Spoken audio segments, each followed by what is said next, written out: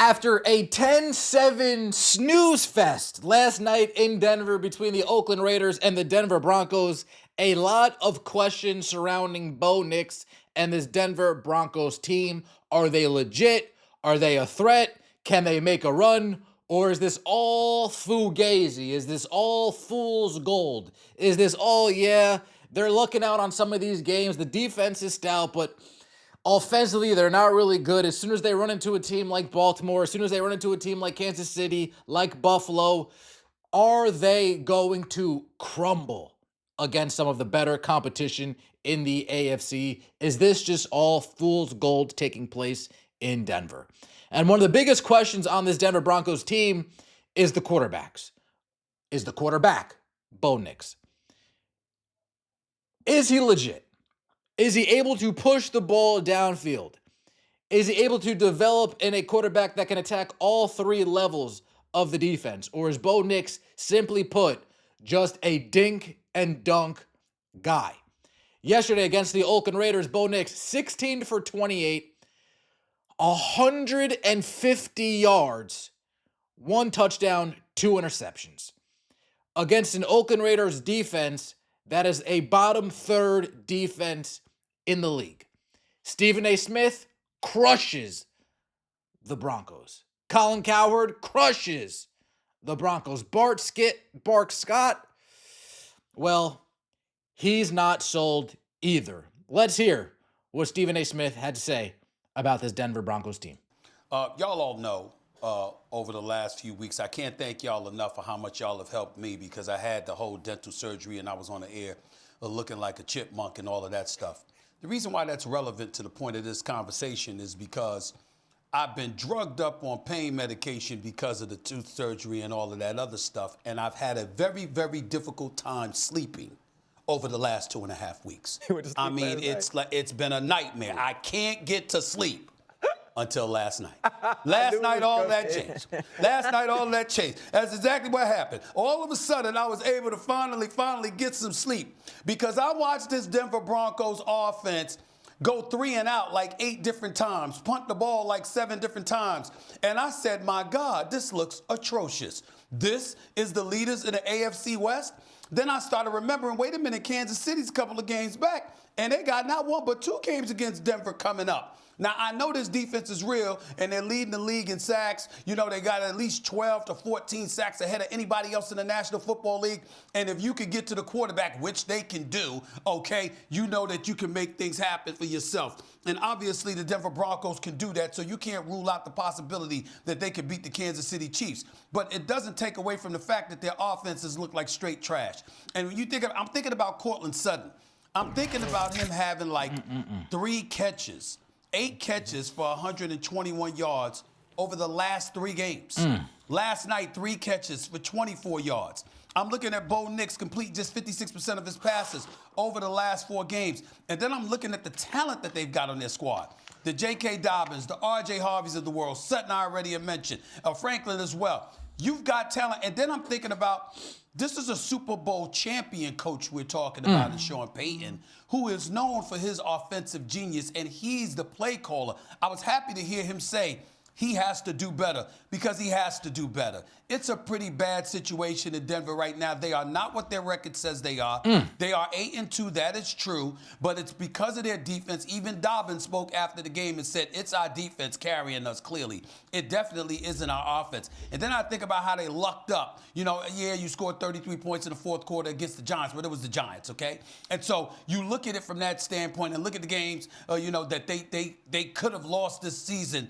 I'm not impressed with what I'm seeing. I can tell you that much. They are not as good as their record. And like RC said, they keep this up, they ain't going past the first weekend of the postseason.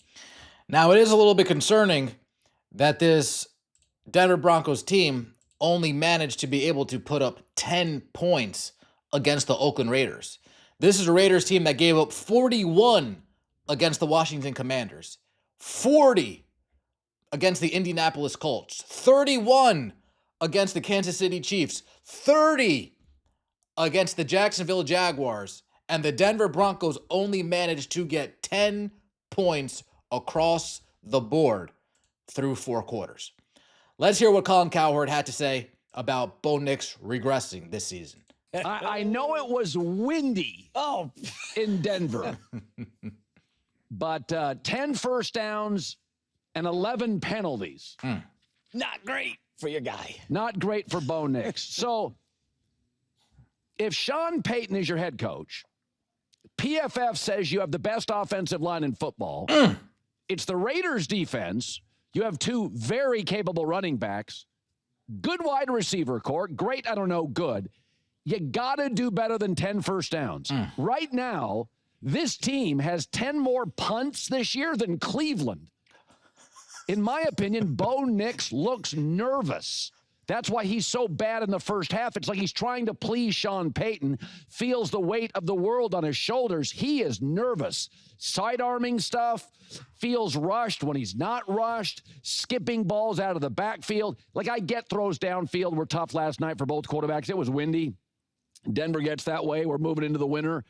But it shouldn't look like that. He looks nervous. He looks like he's got a lot of anxiety, and he only plays well most of this year in the fourth quarter when he trails and has nothing to lose. He just lets it go.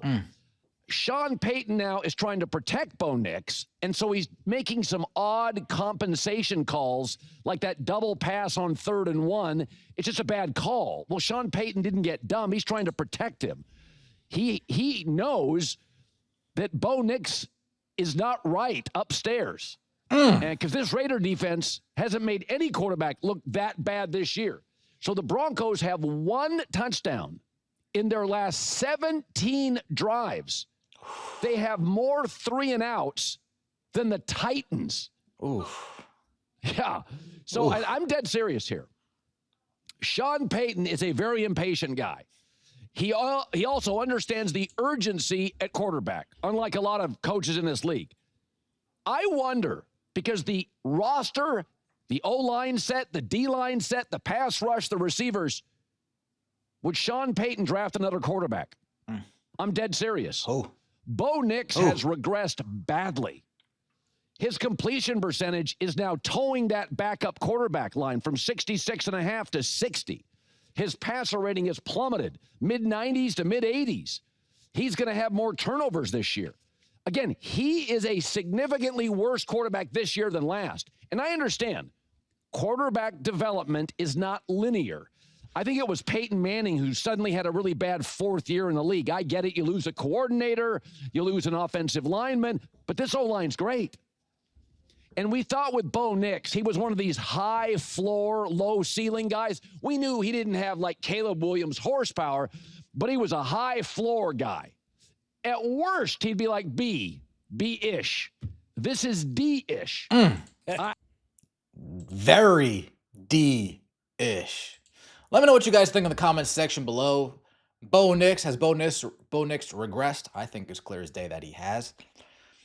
I think the fact you can only muster 10 points against the Raiders, whose defense is not a tough group, it's not looking good.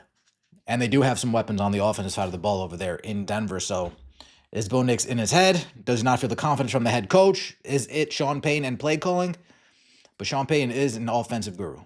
Let me know what you guys think in the comment section below. Like the video, comment, subscribe. See you later. Peace!